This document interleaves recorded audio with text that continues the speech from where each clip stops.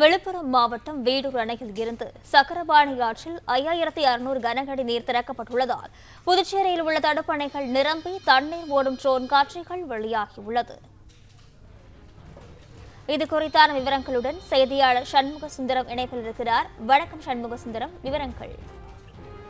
வணக்கம். வடகிழக்கு பருவமழை காரணமாக கடந்த சில நாட்களாக தமிழகம் மற்றும் புதுச்சேரியின் பல்வேறு பகுதியில் கனமழை பெய்து வருகிறது.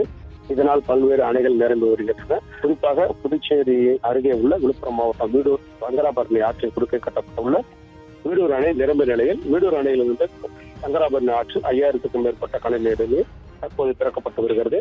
இதனால் புதுச்சேரியுடைய கிராம பகுதியிலான மணலிப்பட்டு, செட்டிப்பட்டு, சைக்கிளப்பட்டு உள்ள கிராமங்களில் உள்ள படுகணைகள் நிரம்பி தண்ணீர் ஓடி வருகிறது. இந்த தடுப்பணை நிரம்பி ஒளியும் அழகிய ட்ரோன் காட்சிகள் தற்போது வெளியிடப்பட்டுள்ளது. இந்த அழகிய ட்ரோன் காட்சிகளை தற்போது நாம் பார்த்துக் கொண்டிருக்கிறோம்.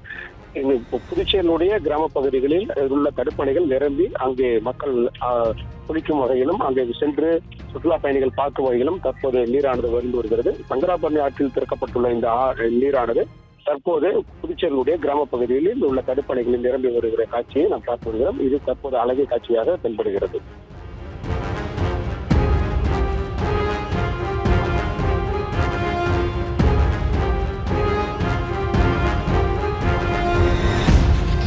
பிளே ஸ்டோர் மற்றும் ஆப் ஸ்டோரில் இருந்து பாலிமர் செயலியை QR கோடு மூலம் பதிவிறக்கம் செய்யுங்கள். செய்திகளை உடனுக்குடன் பெறுங்கள்.